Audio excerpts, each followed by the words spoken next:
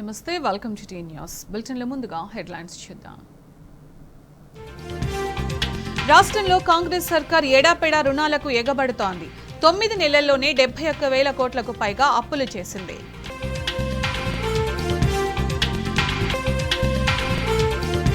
తమిళనాడులో బీసీ రిజర్వేషన్ల అమలుపై బీఆర్ఎస్ నేతలు అధ్యయనం చేశారు. అదే తరహాలో తెలంగాణలో ఉద్యమానికి సిద్ధం అంటున్నారు.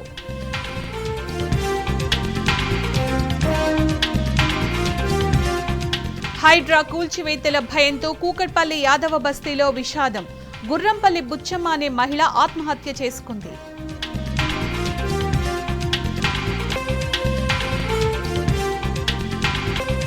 యాదాద్రి జిల్లా ఎల్లంబావి దగ్గర ఆగి ఉన్న ట్రావెల్స్ బస్సుని కంటైనర్ ఢీకొట్టింది.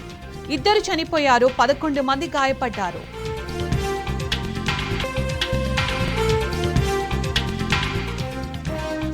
కర్ణాటక ముడా స్కామ్పై లోకాయుక్త ఎఫ్ఐఆర్ నమోదు చేసింది. A1గా సీఎం సిద్ధరామయ్య, A2గా ఆయన భార్య పార్వతిని పేర్కొంది.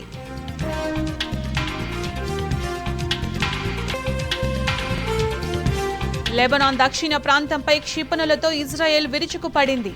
హిజ్బుల్లా మిస్సైల్ యూనిట్ కమాండర్ సహా పలువురు హతమయ్యారు.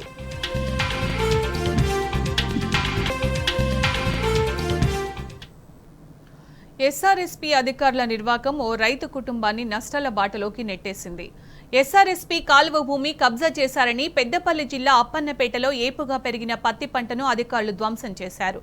తమకు ఎలాంటి ముందస్తు నోటీసులు ఇవ్వకుండానే చేతికొచ్చిన పత్తి పంటను పీకేశారంటూ బాధిత రైతు ఆగ్రహం వ్యక్తం చేశారు. ఎస్ఆర్ఎస్పీ అధికారులది కేవలం కక్ష సాధింపు చర్యలేనని ఆవేదన వ్యక్తం చేశారు. మాది అప్పన్నపేట గ్రామం. మా నాన్న పేరు రాజేశం. నా యొక్క భూమి కెనాల్ కానుకొని ఉన్నది. ఎస్ఆర్ఎస్పీ కెనాల్ వాళ్ళది. ఎంత ఉన్నదో నాకు కూడా తెలియదు. మా నాన్న అయితే ఆయన చేసిన కానుంచి నేను కూడా ఆయన ఎంబడి ఉన్నా.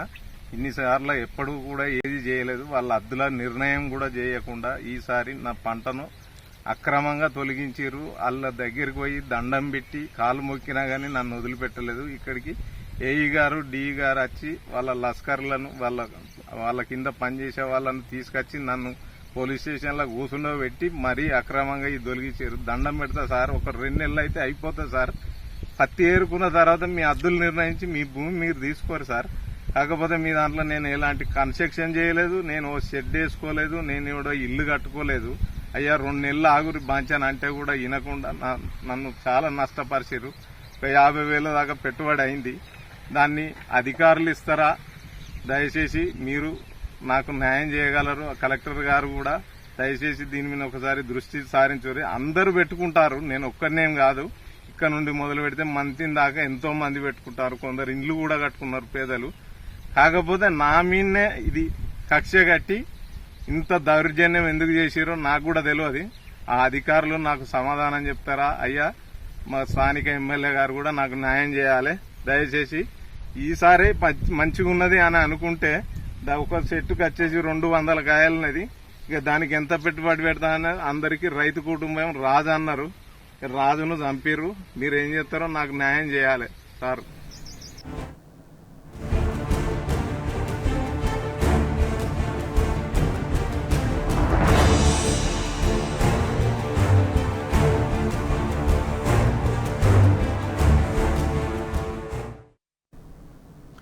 సామాన్యుడి గుండెల్లో హైడ్రా గుణపం దింపుతోంది.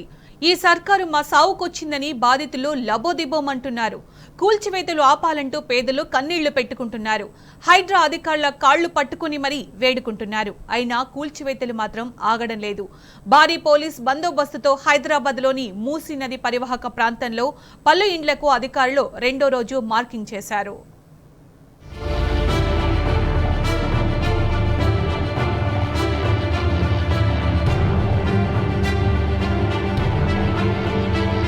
హైడ్రా అధికారులు శుక్రవారం చైతన్యపురి డివిజన్లోని సత్యనగర్, మారుతినగర్ కాలనీలో భారీ పోలీస్ బందోబస్తు మధ్య మార్కింగ్ చేశారు.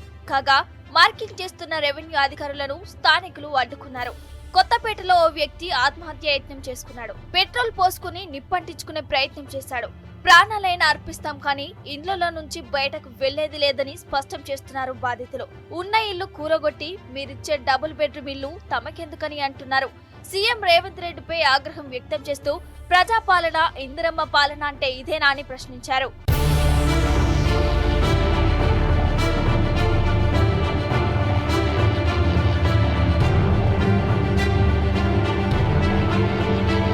హైడ్రా పేరుతో ఇండ్లను కూల్చివేస్తున్న సర్కార్ తీరుపై నిరుపేదలు మండిపడుతున్నారు.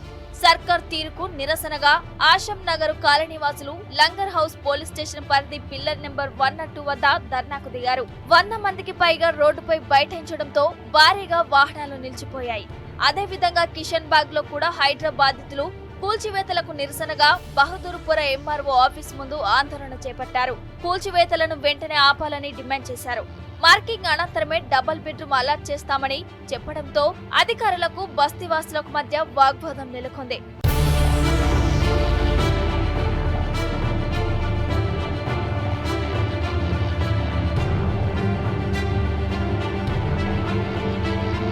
ఇదిలా ఉంటే హైడ్రా భయంతో ఓ మహిళ ఆత్మహత్యకు పాల్పడింది. కూకట్పల్లిలోని యాదవ బస్తీకి చెందిన గుర్రంపల్లి బుచ్చమ్మ, శివయ్య దంపతులకు 3 కూతుళ్లు. కూల్చివేతల్లో భాగంగా ఇల్లు ఖాళీ చేయాలని హైడ్రా అధికారులు నోటీసులు ఇచ్చారు. దీంతో మనస్తాపం చెందిన బుచ్చమ్మ ఉరేసుకొని ఆత్మహత్య చేసుకుంది. విషయం తెలుసుకున్న స్థానికులు ఇది ప్రభుత్వ హత్య అని మండిపడ్డారు. కాంగ్రెస్ ప్రభుత్వంపై ఆగ్రహం వ్యక్తం చేస్తూ వెంటనే కూల్చివేతలు ఆపాలని డిమాండ్ చేశారు.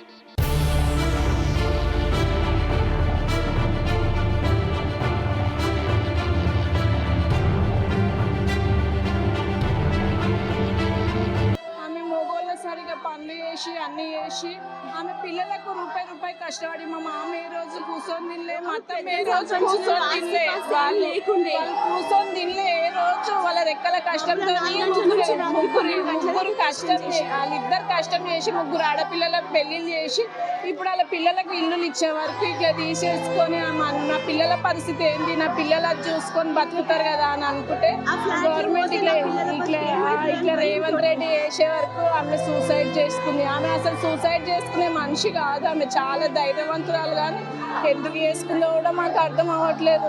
ఈ గవర్నమెంట్కి ఎంత న్యాయం అవుతుందో ఏమో కానీ అర్థం అవ్వట్లేదు. పేరు శివయ్య. నాకు 3 బిడ్డలకు వాళ్ళకు జాగాలు ఇచ్చిన వాళ్ళు ఇల్లు కట్టుకుర్రు.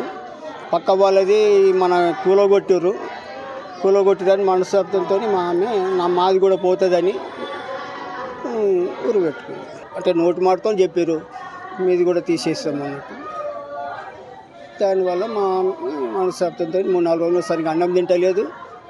ఇలా ఊరు పెట్టుకుంది. ఇతను చిన్నప్పటి నుంచి కూడా పాల వ్యాపారం చేసుకుంటూ సంపాదించుకొని అలా 3 అమ్మాయిలు అయితే 3 అమ్మాయిలకు కూడా అక్కడ ఒక 100 గజాలు తీసుకొని వాళ్ళకి ఏదో G+1 ఇల్లు వాళ్ళు కట్టుకునే విధంగా ఆయన చేయడం జరిగింది. మరి ఏదైతే హైడ్రా వాళ్ళు ఇవి కూడా గులగొడతాము అని చెప్పి కూడా ఆ రోజు అందరూ కూడా చెప్పడం జరిగింది. దాన్ని వీళ్ళ భార్య బాగా మనసులో పెట్టుకొని 3-4 రోజుల నుంచి కూడా ఆవేదన చెందుతూ మరి ఈరోజు ఏదైతే మేము కష్టపడి సంపాదించి ఏదైతే పిల్లలకి ఇచ్చినామో, ఆడపిల్లలకి ఇచ్చినామో, మరి వాళ్ళు రేపు ఫ్యూచర్లో ఇబ్బంది పడతారనే ఉద్దేశంతో మనస్తాపంతో చనిపోవడం జరిగింది. ఇలాంటి చాలా జరుగుతూ ఉన్నాయి మరి గవర్నమెంట్ వచ్చిన తర్వాత. వీటన్నింటినీ గమనించిన తెలంగాణ హైకోర్టు హైడ్రా కమిషనర్ కు నోటీసులు జారీ చేసింది. సోమవారం ఉదయం 10:30 గంటలకు వ్యక్తిగతంగా గాని లేదా వర్చువల్ గా గాని హాజరు కావాలని ఆదేశించింది. కోర్టులో కేసు పెండింగ్ లో ఉన్న ఓ భవనాన్ని హైడ్రా అధికారులు అమీన్పూర్ లో ఇటీవల కూల్చేశారు. దానికి సంబంధించి హైకోర్టు హైడ్రా కమిషనర్ కు నోటీసులు ఇచ్చింది. కేసు కోర్టులో పెండింగ్ లో ఉన్నప్పుడు ఆ భవనాన్ని ఎలా కూలుస్తారని హైకోర్టు ప్రశ్నించింది.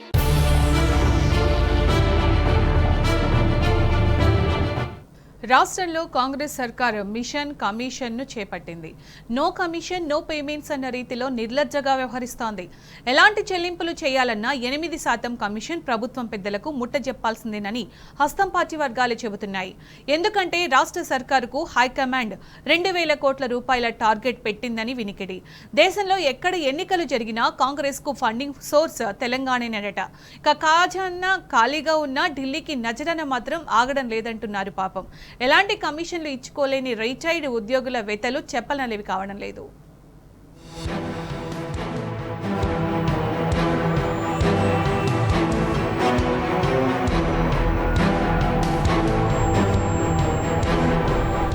కాంగ్రెస్ సర్కార్ రాష్ట్రంలో మిషన్ కమిషన్ ను డైరెక్ట్ గానే టేకప్ చేసినట్లుంది. పర్సంటేజ్ ఇస్తేనే పేమెంట్ అంటోంది. అదేమిటంటే నిర్లజ్జగా హైకమాండ్ ను కోట్ చేస్తోంది. హర్యానా, జమ్మూ కాశ్మీర్ ఇలా ఎన్నికలు ఏవైనా ఫండింగ్ సోర్సు తెలంగాణనే అని నిస్సిగ్గుగా ప్రకటించుకుంటుంది. రాబోయే మహారాష్ట్ర ఎన్నికలకు కాంగ్రెస్ అధిష్టానం రాష్ట్ర ప్రభుత్వం ముందు 2000 కోట్ల టార్గెట్ పెట్టినట్లు సమాచారం. దీంతో కమిషన్ లేందే ఎలాంటి పేమెంట్లు జరగటం లేదని కాంగ్రెస్ క్యాడర్ లోనే టాక్ నడుస్తుంది. ఈ నేపథ్యంలో ప్రభుత్వ ఉద్యోగుల పరిస్థితి అగమ్య గోచరంగా తయారైంది.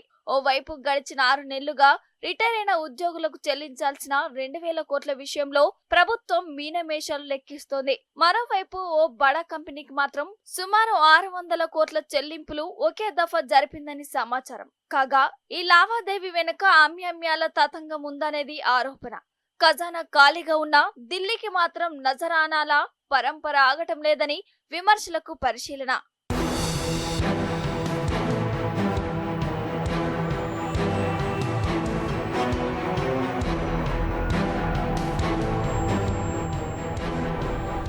కాంగ్రెస్ హయాంలో ప్రభుత్వం తరపున ఏవైనా చెల్లింపులు జరగాలంటే మినిమం 8% కమిషన్ ముట్టజెప్పాలనేది అనఫీషియల్ రూల్. కాగా పార్టీ వర్గాల్లో మాత్రం ఇది ఓపెన్ సీక్రెట్.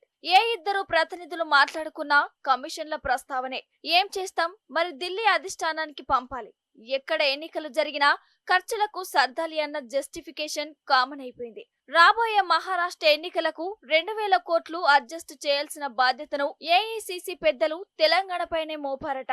దీంతో మంత్రులు, ముఖ్యమంత్రులు అందరూ బజాప్తా బహిరంగంగా చెప్పి మరీ కమిషన్లను దండుకుంటున్నారు. వచ్చిన 10 పైసల్లో 7 పైసలు ఢిల్లీ గద్దలకు, 3 పైసలు ఇక్కడి పెద్దల వాటాగా నిర్ణయమైనట్లు వినికిడి. ఈ నేపథ్యంలో మా వాళ్ల పేమెంట్స్ పెండింగ్ లో ఉన్నాయి. అవి విడుదల చేయిస్తే అడిగినంత పర్సంటేజ్ ఇస్తామంటూ ప్రభుత్వంలో కీలక బాధ్యతల్లో ఉన్న వాళ్లకు ఓపెన్ ఆఫర్స్ సైతం వస్తున్నాయని తెలుస్తోంది.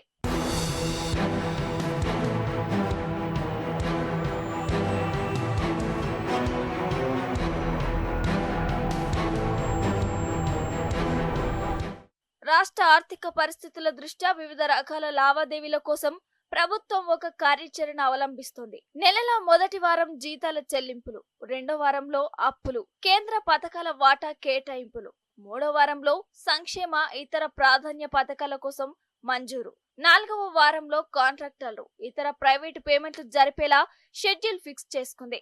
ఇందుకు ఢిల్లీ కాంగ్రెస్ పెద్దల నుంచి అంగీకారాన్ని సైతం తీసుకున్నట్లు సమాచారం. ఈ కార్యాచరణలో అన్ని వర్గాల ప్రస్తావన ఉంది, కానీ రిటైర్డ్ ఉద్యోగుల ప్రస్తావన లేకపోవటం గమనార్హం. పదవి విరమణ వయో పరిమితిని 58 ఏళ్ల నుంచి 61 ఏళ్లకు పెంచిన తర్వాత 2024 ఏప్రిల్ నెల నుంచి ఇప్పటి వరకు దాదాపు 9,000 మంది ఉద్యోగులు పదవి విరమణ పొందారని ఆర్థిక శాఖ వర్గాల నుంచి అందుతున్న సమాచారం. ఇలా రిటైర్ అయిన వీళ్లకు పిఎఫ్, గ్రాట్యుటీ, ఇతర సెటిల్మెంట్లు వెంటనే జరపాల్సి ఉంటుంది. ఈ మొత్తం సుమారు 2,000 కోట్లు. కానీ ఆ ప్రక్రియకు ఇప్పటి వరకు అతిగతి లేదు. పదవి విరమణ పొందిన ఉద్యోగుల చెల్లింపులు అసలు ప్రభుత్వ ప్రాధాన్యంలోనే లేని అంశంగా మారింది. దీంతో ఓ ఇల్లు కట్టుకుని శేష జీవితం ప్రశాంతంగా గడపాలనుకునే వాళ్ళు, పిల్లలను ఉన్నత చదువులు చదివించాలనుకునే వాళ్ళు, ఆడపిల్లల పెళ్లిళ్లు, ఇతరత్ర శుభకార్యాలు పెట్టుకున్న వాళ్ళు తీవ్ర ఇబ్బందులు పడుతున్నారు. ఉద్యోగ వర్గం నుంచి కమిషన్లు రాకపోవడమే ఈ నిర్లక్ష్యానికి కారణం అనేది ఆరోపణ. అందుకే ప్రభుత్వ పెద్దలు కనీసం వీళ్ళ దిక్కు సైతం చూడటం లేదనేది అభియోగం.